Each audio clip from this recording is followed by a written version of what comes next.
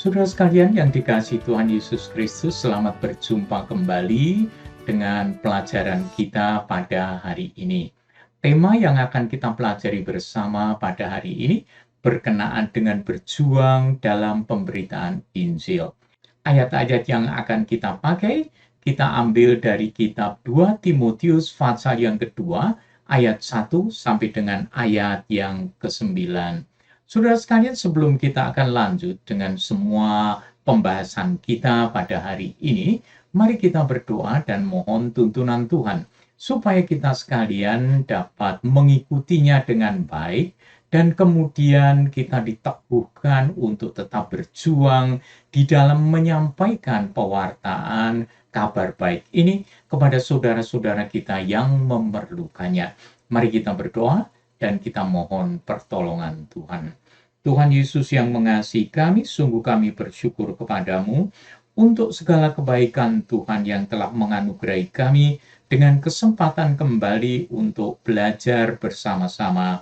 Tuhan Yesus, tolonglah kami supaya kami dapat belajar dengan baik, menyerapnya, kemudian kami simpan di dalam sanubari kami yang paling dalam. Biarlah itu berakar di sana, bertumbuh, berbuah bagi kemuliaan Tuhan. Kami serahkan seluruh pembicaraan kami dari awal sampai akhir ke dalam tangan kasih sayang-Mu, di dalam nama Tuhan Yesus Kristus. Amin.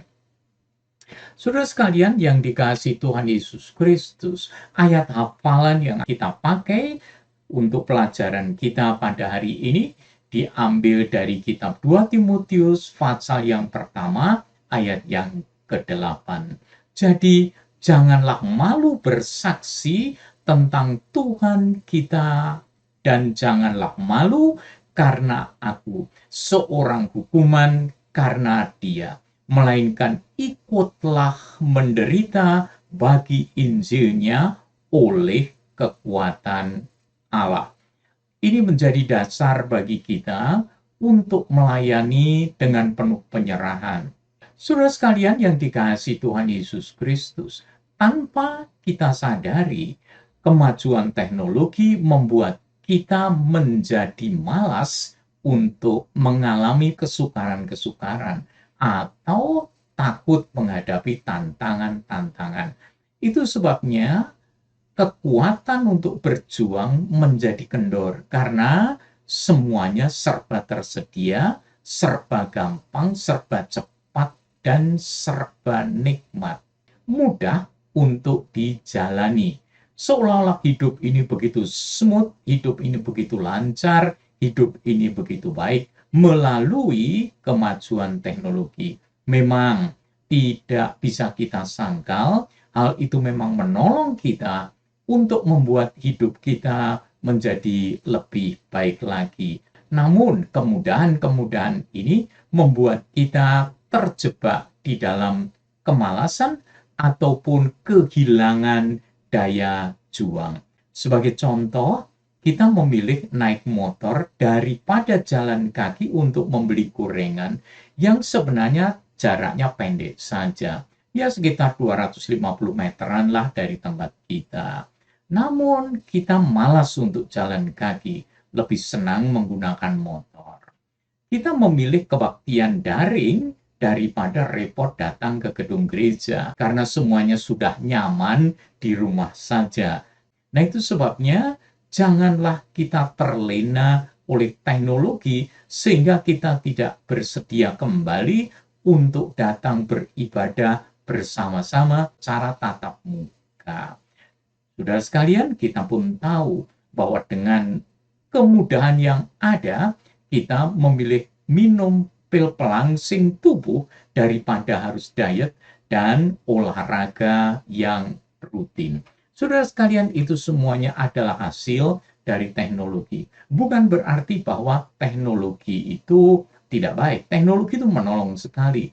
Tapi jangan sampai kita terjerat dengan kemalasan dan kehilangan daya juang kita. Karena kebiasaan mencari yang mudah dan menghindari penderitaan itu memang terbawa semuanya ke dalam aspek kehidupan lainnya. Namun dalam hidup ini selalu ada perjuangan, selalu ada tantangan, sehingga mau tidak mau, bisa tidak bisa, kita harus menghadapi kesulitan atau bahkan penderitaan-penderitaan karena tantangan-tantangan tersebut, karena kesukaran-kesukaran yang menghadang di hadapan kita. Nah, ketika kita mengambil keputusan untuk beriman kepada Tuhan Yesus Kristus, seharusnya kita sudah menimbang atau mempertimbangkan bahwa mengikut Tuhan Yesus itu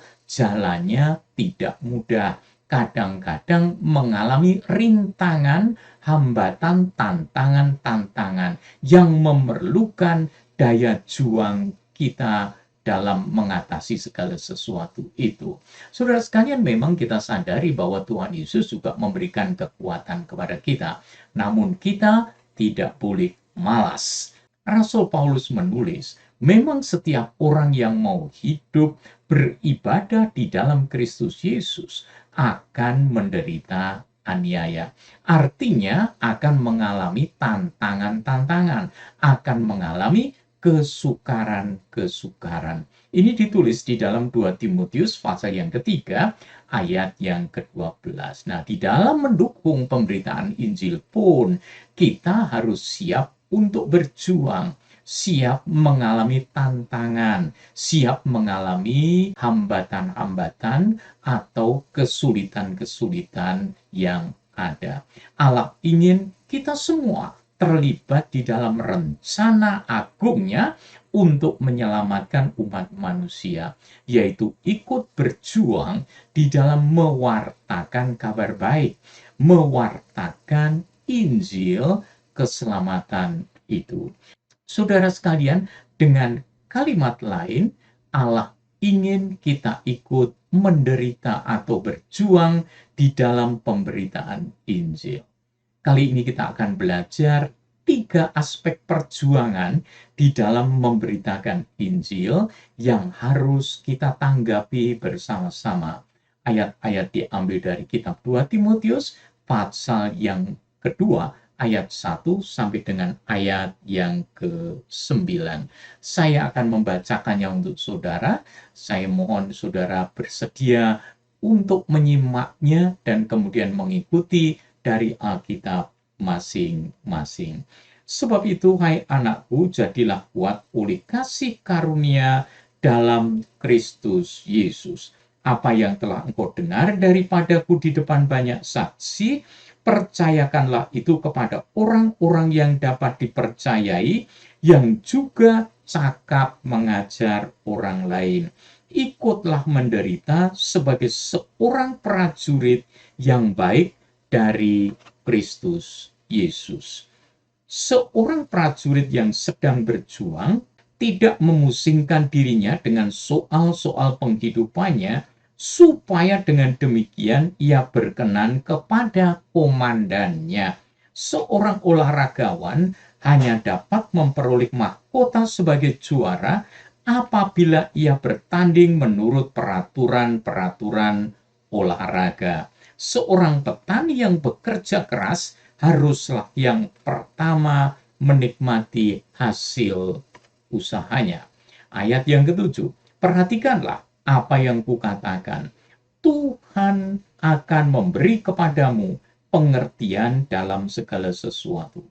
Ingatlah ini, Yesus Kristus yang telah bangkit dari antara orang mati, yang telah dilahirkan sebagai keturunan Daud, itulah yang kuberitakan dalam Injilku. Karena pemberitaan Injil inilah aku menderita, malah dibelenggu sebagai seorang penjahat. Tetapi firman Allah tidak terbelenggu. Pelajaran yang pertama, saudara sekalian, yang dapat kita petik dari pembacaan kita tadi adalah modal awal dalam perjuangan memberitakan Injil, atau modal awal untuk mewartakan Injil. Tentu saja untuk ikut di dalam perjuangan, modal awal kita adalah kekuatan agar bisa bertahan sampai akhir. Itulah sebabnya Paulus menasehati Timotius, jadilah kuat oleh kasih karunia dalam Kristus Yesus. Jadi, kekuatannya disandarkan kepada kebaikan hati Allah, disandarkan kepada kasih karunia yang telah Tuhan limpahkan untuk setiap orang yang percaya kepadanya. Kekuatan inilah yang menjadi pendorong supaya semua tetap setia sampai pada akhirnya. Paulus pada waktu itu memang sedang dipenjara, bahkan dia siap menunggu eksekusi matinya. Mengetahui bahwa di dalam pemberitaan Injil itu memang memerlukan kekuatan fisik, memerlukan kekuatan mental, dan memerlukan kekuatan-kekuatan rohani. Saudara sekalian, kita tahu bahwa semuanya itu bukan karena kekuatan diri Paulus sendiri sampai kepada titik akhirnya, tetapi semuanya itu berdasarkan kepada kasih karunia Allah. Semuanya itu karena kebaikan hati Allah yang menganugerahkan kepada Paulus kekuatan untuk tetap bertahan sampai akhirnya. Nah, itu sebabnya ia pun berharap supaya Timotius tetap kuat. Ia harus tetap mengandalkan Tuhan, bukan mengandalkan kepada kekuatannya sendiri atau kebaikannya sendiri atau pikirannya sendiri, tetapi justru bersandar pada kekuatan Allah yang disediakan bagi setiap orang yang akan mewartakan berita baik ini. Nah, saudara sekalian, sebagai pemimpin gereja, Timotius pun harus melipat gandakan pejuang-pejuang lain, yaitu pejuang-pejuang untuk pewarta Injil, sebagai pejuang pemberita Injil, agar dapat mengerjakan tugas itu bersama-sama. Itu sebabnya dia diminta supaya membuat orang lain pun menjadi seperti dia, ikut berjuang di dalam pemberitaan Injil. Jadi bukan single fighter atau berjuang sendirian, tetapi bersama-sama.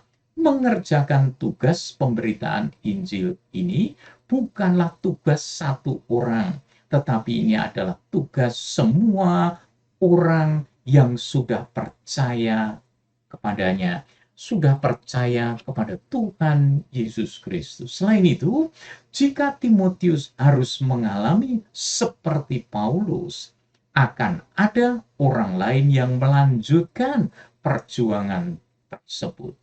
Itulah yang diharapkan Rasul Paulus dengan melipat gandakan orang-orang yang ikut ambil bagian di dalam perjuangan ini. Seandainya nanti Timotius mengalami kesulitan dan kemudian tidak lagi bisa melanjutkan pekerjaan ini, orang-orang lain sudah siap untuk meneruskan pelayanan pewartaan Injil tersebut. Sebaliknya, bila kita adalah jemaat, anggota jemaat, maka modal awal kita untuk ikut berjuang dalam pemberitaan Injil adalah kesediaan kita untuk belajar dan berlatih agar kita bisa ikut di dalam perjuangan ini. Saudara sekalian, belajar dan berlatih untuk memberitakan firman itu merupakan hal yang penting dan itu menjadi modal awal kita. Jika kita sudah berpengalaman, maka kita pun bertanggung jawab untuk meneruskan pengertian kita itu, keterampilan kita itu kepada orang lain. Dengan demikian kita akan terus berlipat ganda supaya Injil Kerajaan Allah yang menyelamatkan setiap orang yang percaya itu akan terus beredar dan terus dilaksanakan sampai kepada akhir zaman. Saudara sekalian, yang kedua, Timotius diajari Rasul Paulus bagaimana berjuang di dalam memberitakan Injil ini. Timotius beberapa kali memang sudah mengalami perjuangan-perjuangan mewartakan Injil ini bersama dengan Rasul Paulus. Namun, kali ini Rasul Paulus mengajari lagi cara berjuang di dalam memberitakan Injil. Dan kali ini dia memakai 3 ilustrasi pekerjaan. Yang pertama adalah prajurit. Sebagai prajurit, kita perlu menyadari bahwa kehidupan Kristen adalah peperangan melawan kuasa kegelapan. Jadi kehidupan Kristen bukanlah soal bertamasya, tetapi benar-benar merupakan perjuangan melawan kekuatan-kekuatan kegelapan. Hidup Kristen adalah peperangan melawan kuasa kegelapan, melawan kuasa-kuasa dosa yang dikendalikan oleh kekuatan-kekuatan kegelapan ini. Jadi kehidupan Kristen bukanlah hanya bersenang-senang semata-mata. Digambarkan sebagai seorang prajurit. Sebagai prajurit dalam pemberitaan Injil, orang yang percaya tidak boleh dipusingkan dengan perkara-perkara yang tidak penting, seperti mencari untung, menekankan hobinya, dan sebagainya. Sehingga fokusnya buyar sama sekali. Sebaliknya, seorang prajurit harus terfokus untuk mengerjakan bagiannya dalam pemberitaan Injil ini. Seperti kesaksian hidup yang baik. Kesaksian itu tentunya bukan hanya di satu tempat saja, tapi di mana saja hidupnya harus selalu menjadi berkat bagi orang-orang di sekelilingnya. Jadi dimanapun ia berada, ia harus memiliki kehidupan yang baik, penuh dengan kejujuran, ketulusan hati. Kemudian, persembahan yang diberikan untuk pekabaran Injil itu tentunya akan disampaikan juga di samping perpuluhan dan persembahan-persembahan yang biasa. Tujuannya adalah agar Tuhan Yesus Kristus sebagai komandan di dalam kehidupan kita, dan kita ini sebagai prajurit-prajuritnya akan berkenan kepada Dia. Saudara sekalian, yang kedua adalah olahragawan. Tidak ada olahragawan yang berhasil tanpa berdisiplin dalam mengatur pola hidupnya, pola makannya, dan juga pola latihannya. Dengan demikian dia terfokus untuk menang. Nah, sebagai pemberita Injil, kita pun harus berdisiplin di dalam belajar firman Allah, belajar Alkitab, berdoa, dan berlatih untuk menyampaikan kesaksian tentang Tuhan Yesus Kristus.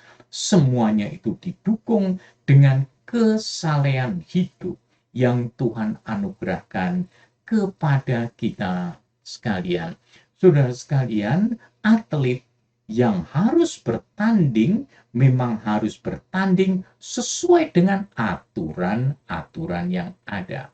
Maka kita pun sebagai atlet Tuhan Yesus Kristus yang akan bertanding, kita harus hidup kudus sesuai dengan firman Allah, agar kesaksian hidup kita itu terjaga dan pekerjaan Tuhan tidak terhambat atau terkendala oleh dosa-dosa kita. Saudara sekalian, ini penting. Hidup berdisiplin menjadi orang-orang saleh mengikuti firman Allah. Atlet harus mengarahkan seluruh keberadaannya agar dia bisa menang. Nah, orang percaya pun mengarahkan yang ada padanya, mengarahkan kemampuannya agar sanggup bersaksi bagi Tuhan Yesus Kristus, baik kehidupannya maupun tutur katanya dan kesaksian firman Allah tentang siapa Yesus Kristus yang sebenarnya. Saudara sekalian, yang ketiga, Paulus memberitahu tentang petani. Sebagai petani dalam pemberitaan Injil, kita harus belajar sabar menunggu hasil benih Injil yang ditabur. Paulus telah bekerja keras untuk memberitakan Injil, menaburkan benih Injil. Demikian pula kita dalam memberitakan Injil harus siap untuk bekerja keras di dalam hal menyampaikan kesaksian kita. Kita harus bekerja keras untuk berdoa, bekerja keras untuk mengumpulkan dana bagi keselamatan saudara-saudara kita yang memerlukannya. Saudara sekalian yang dikasihi Tuhan Yesus Kristus, petani di dalam pemberitaan Injil juga harus siap bahwa upahnya akan diterima saat bertemu Bapa yang di surga. Nah, ilustrasi pekerjaan itu membuat ciut nyali kita tentunya. Rasanya kok berat sekali. Rasanya tantangannya kok nggak ringan seperti itu. Namun Alkitab jujur tentang perjuangan yang harus dijalani di dalam menyampaikan berita Injil. Di dalam menyampaikan berita sukacita kepada dunia ini. Saudara sekalian, catatan yang ketiga, bagaimana melaksanakan perjuangan ini? Paulus sebagai bapak rohani sadar betul bahwa mungkin tulisannya tidak terlalu dipahami Timotius yang masih sangat muda pada masa itu. Namun ia percaya bahwa Tuhan sanggup memberi pengertian kepada Timotius. Demikian juga bagi kita orang-orang percaya. Tuhan pasti akan memberikan pengertian agar kita dapat terus berjuang dalam mewartakan kabar baik ini, mewartakan Injil yang menyelamatkan setiap orang yang percaya kepadanya. Saudara sekalian, Paulus mengingatkan bahwa inti Injil adalah kematian dan kebangkitan Yesus Kristus.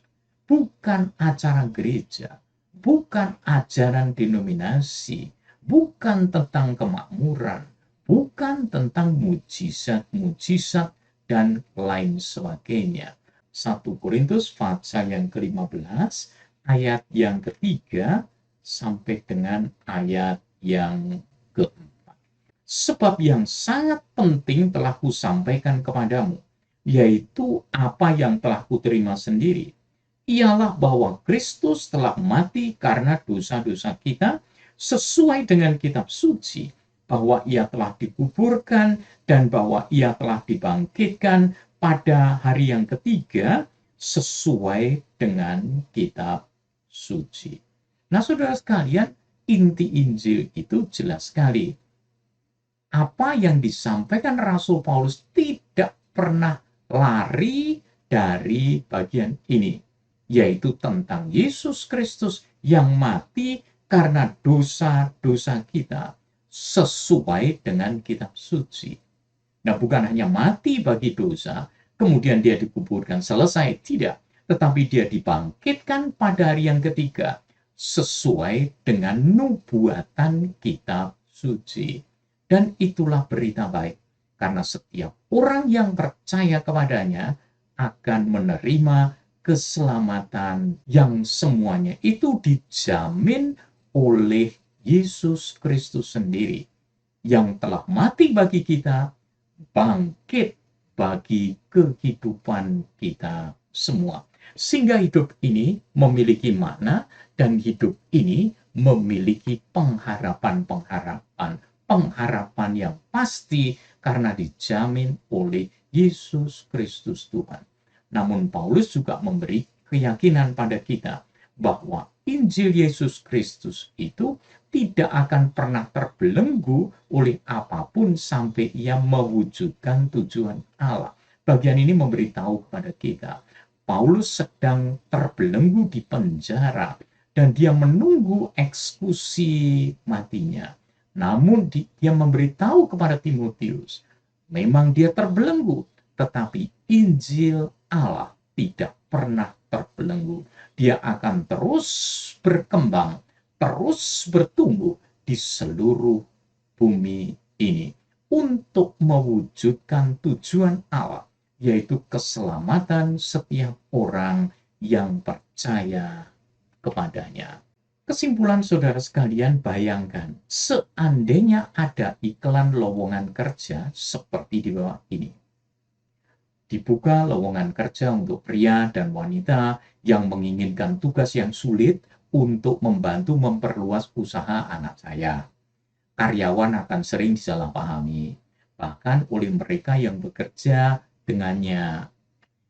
Nah, karyawan akan menghadapi serangan terus-menerus dari musuh yang tidak kasat.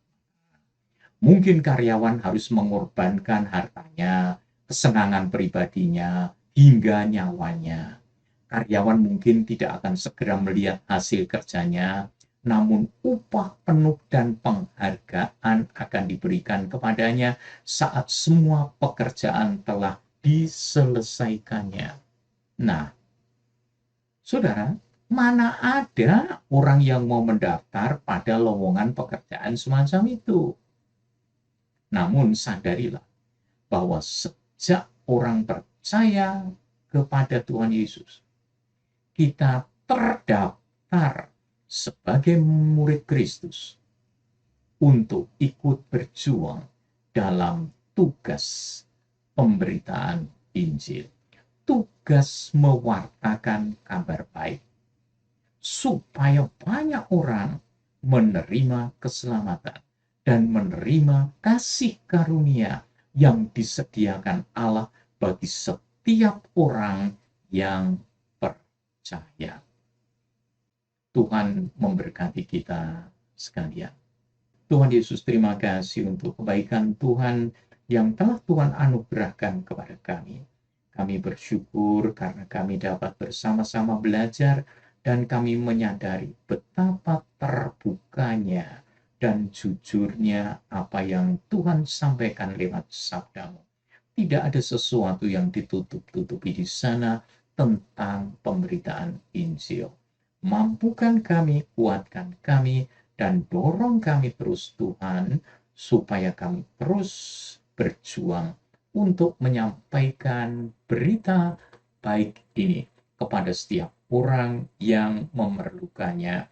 Tuhan, tolonglah kami, supaya kami terus teguh setia, kokoh kuat di dalam melaksanakan tugas pelayanan ini. Tuhan, kami sadari keterbatasan kami, namun kami percaya tangan kasih sayang-Mu yang akan menuntun kami, mempertemukan kami dengan saudara-saudara kami yang rindu untuk mendengar berita baik ini. Terpujilah nama-Mu Tuhan. Kami serahkan hidup kami ke dalam tangan kasih sayang-Mu. Terima kasih Tuhan Yesus.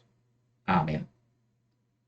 Saudara sekalian, kiranya pelajaran kita hari ini akan mendorong kita untuk terus berjuang agar lebih banyak orang lagi yang menikmati surga yang disediakan Tuhan Yesus Kristus bagi mereka yang mempercayainya.